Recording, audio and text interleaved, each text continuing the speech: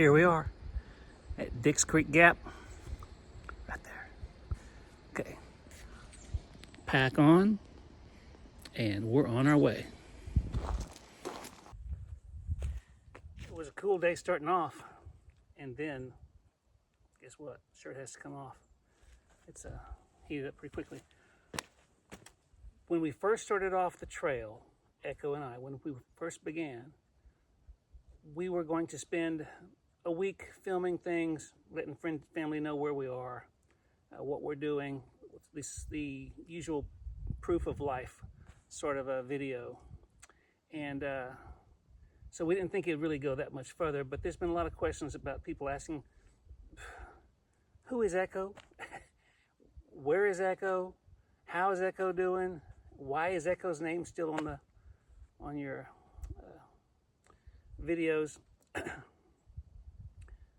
So Ekko is still in limbo right now. Ekko, by the way, Ekko is my daughter. I have two daughters. Both of them are crazy strong hikers. One of them walks more than I do every day, triathlete for that matter. And then there's Ekko, loyal to a T. So anyway, we don't know much about Ekko right now, but I will let you know as soon as I hear news, and which should be today. And but I digress.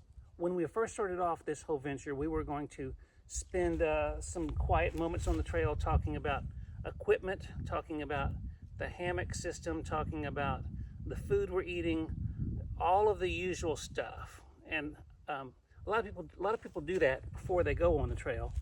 They have, here's what I'm packing, here's my backpack list, and they go through all their gear. And we've not done that because honestly, I didn't even pack for the trip until the night before, just busy wrapping some things up around home. So so we thought we'd take care of that on the trail.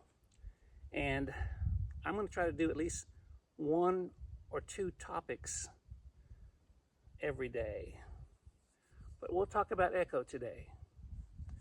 And I'll start from the beginning, later on down the trail. That way you don't have to hear me talk about roots and rocks and some of the usual things. Trust me, there'll be a lot of usual things. I told my youngest daughter, Ekko, that I had a plan that in 10 years I was going to retire and hike the Appalachian Trail. She was about 12 years old at the time. She jumped up and grabbed me by the lapels and she said, "Dad, I'm going with you." I said, "Sweetheart, you have no idea what you just said. It's 2,200 miles of trail." And she kind of said, "Oh, well, I'm committed now." That's the kind of loyal that Ekko is.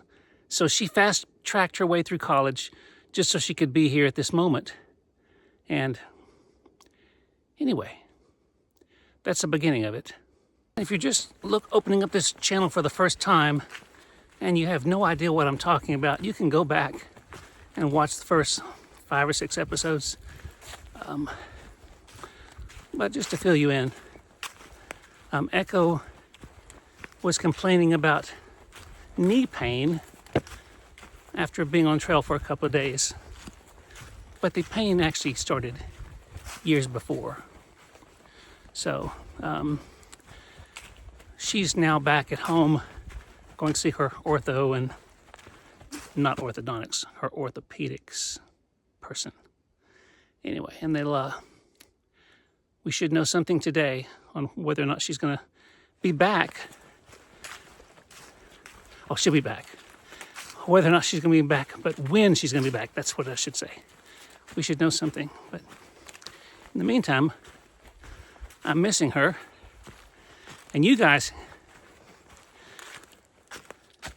have to listen to me talk about ridiculous stuff that Ekko used to absorb. Here's a pack's on. See, the pack is on. Break. And I want to give you a little taste of Ekko loyalty. Everyone always says, "Ekko, she's so brave, she's so brave."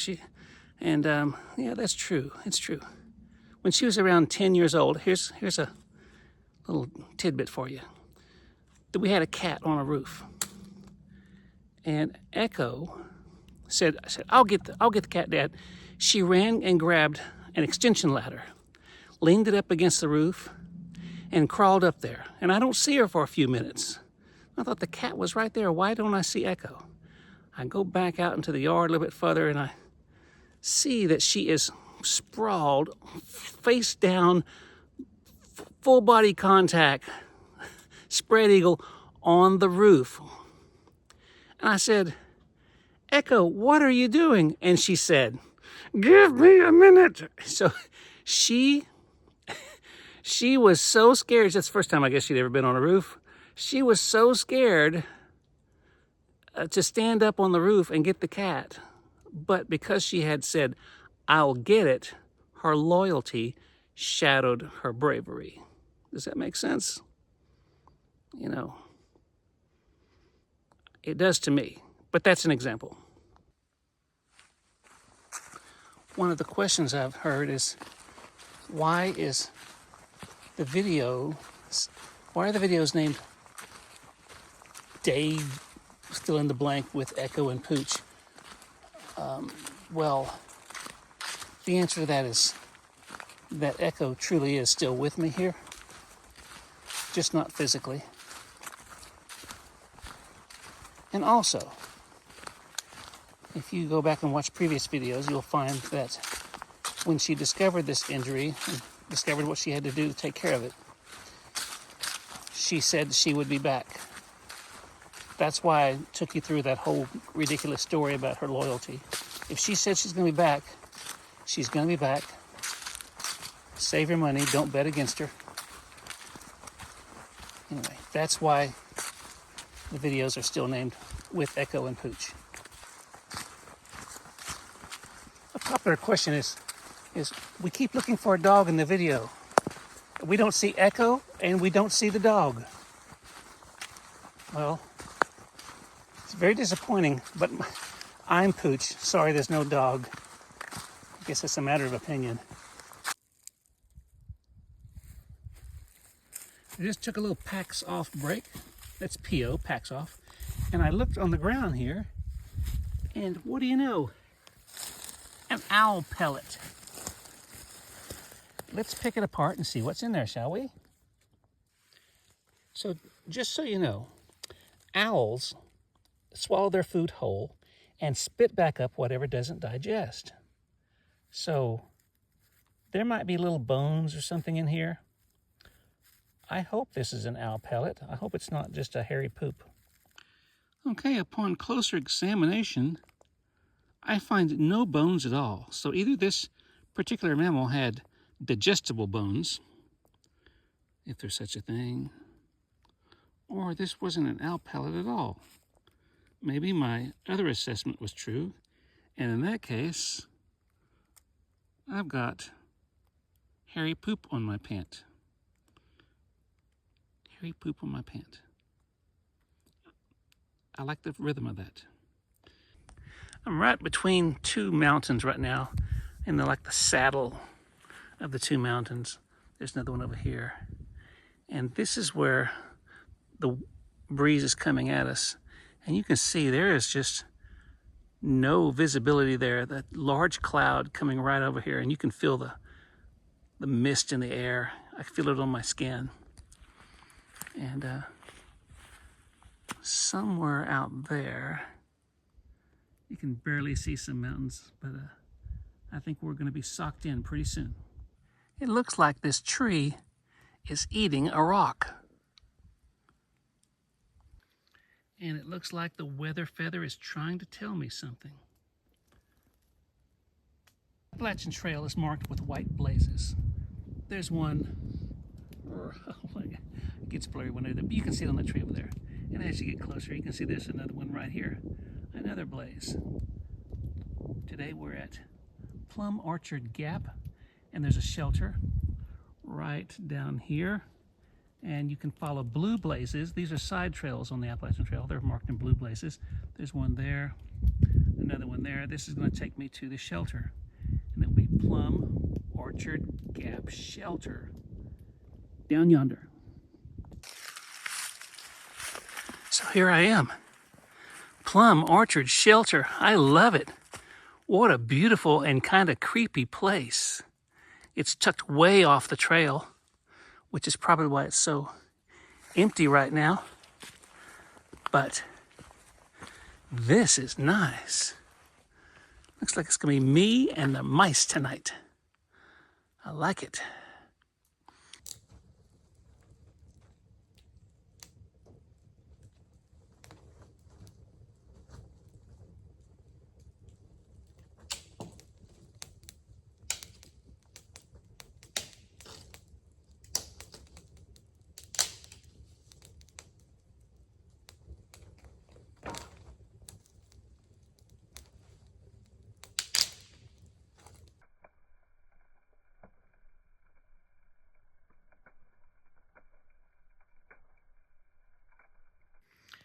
I'm kind of sprawled out on the picnic table right now. But let me show you this shelter.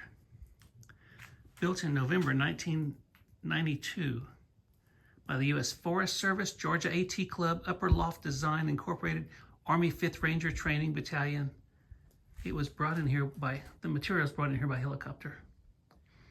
But a lot of this is pegs instead of nails, and dovetail joints.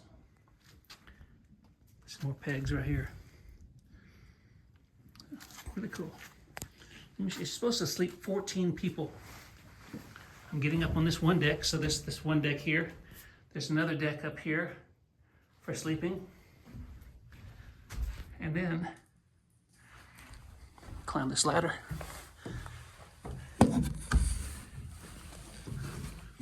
Up on the very top, there are windows and more sleeping space with pegs to hang your backpacks. Really, really cool.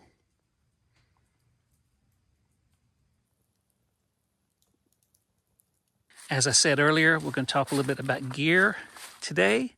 It's been a short day in miles. I think I did 4.7, got up here to Plum Orchard Shelter right over there. It's a cool shelter, really nice. I got the whole place to myself, so.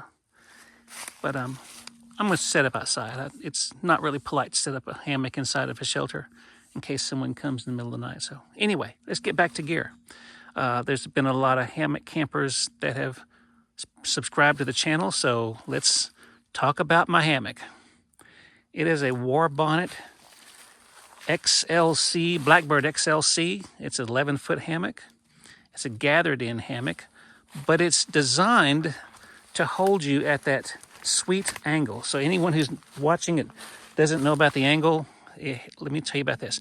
If you sit in a hammock or lay in a hammock, you're going to be banana-shaped, and that is not good. It stresses the back of your knees.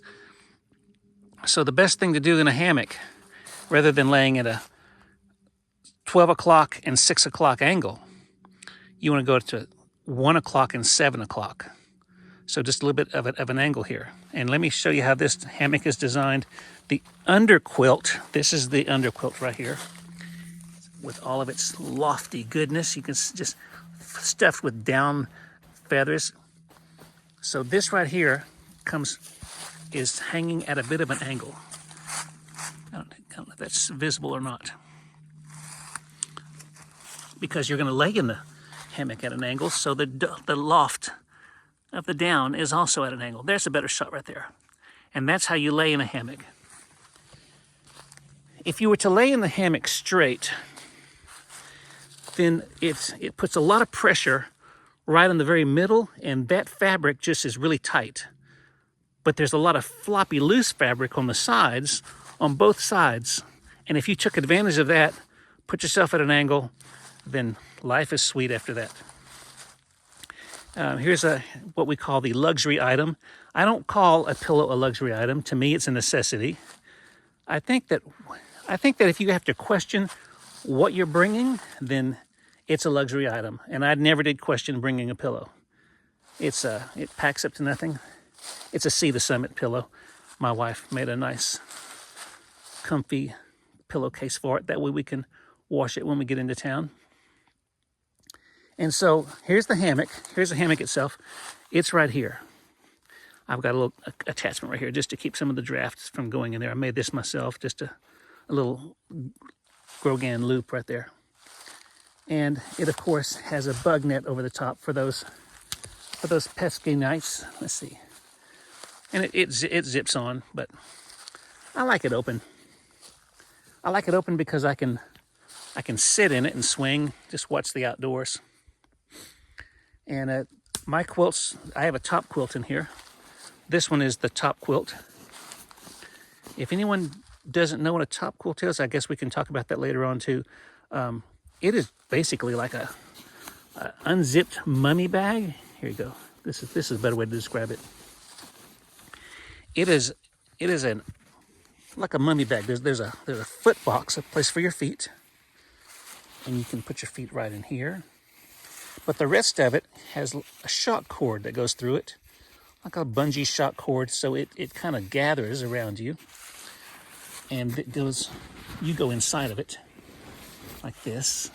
And with the down under quilt taking care of the bottom side and the top quilt taking care of the top side, you are just wrapped up in wonderful duck feathery goodness. So anyway, that's the hammock system. War Bonnet Blackbird XLC 11-foot hammock. It's kind of a jungle hammock with the net. See, I kind of geek out when it comes to this sort of thing. Campfire smoke. It is hiker deodorant.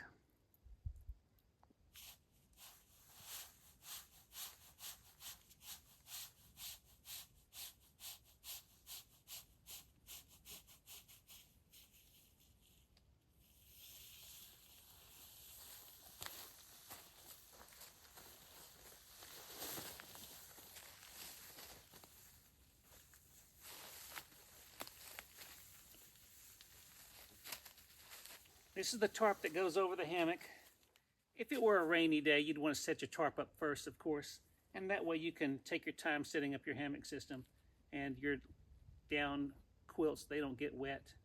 Funny thing about down, they're made of duck feathers, but if you get them wet, it doesn't do its job. But yet ducks can swim in the water, in very cold water. I don't know, it's one of those mysterious things. It's the sort of thing I ponder. Anyway, this is the tarp system. I'll stake it all out. I like to tie some of these things, if it's close enough, I like to tie them to the limbs of a tree. I'll show you that in a second. And now the tarp is set up, and this is my sleep system.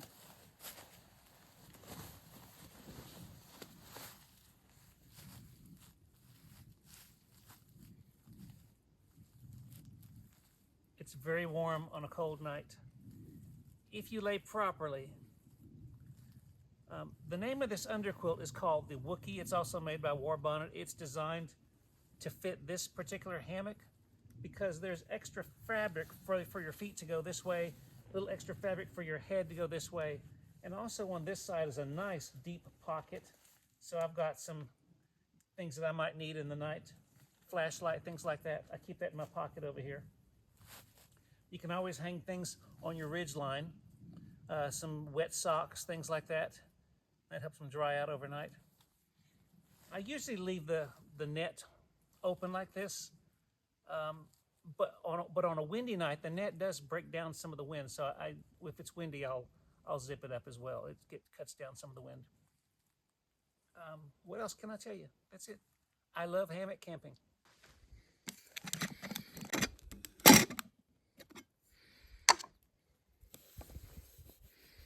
I wrap my stove in a bandana, and it keeps the stove from rattling around in my pot. It can be kind of annoying if you're hiking like that.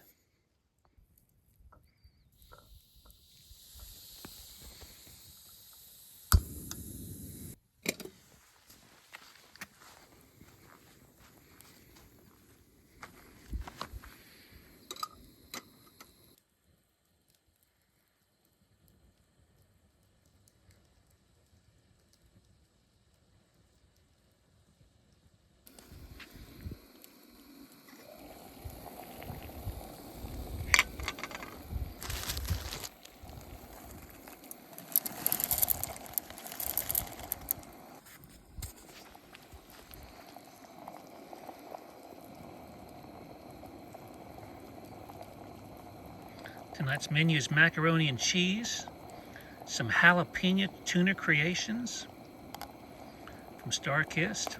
Thank you, Starkist.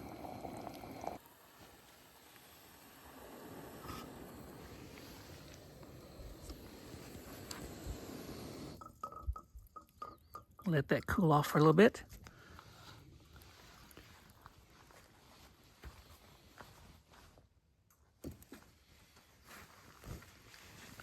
And now we're going to add some of this delicious fake cheese. And to go with the macaroni and cheese, Starkist Tuna Creations, bold jalapeno. And of course, no great campfire meal would be complete without dessert. Dessert we have kind caramel, almonds, and sea salt. You had me at caramel. Sweet.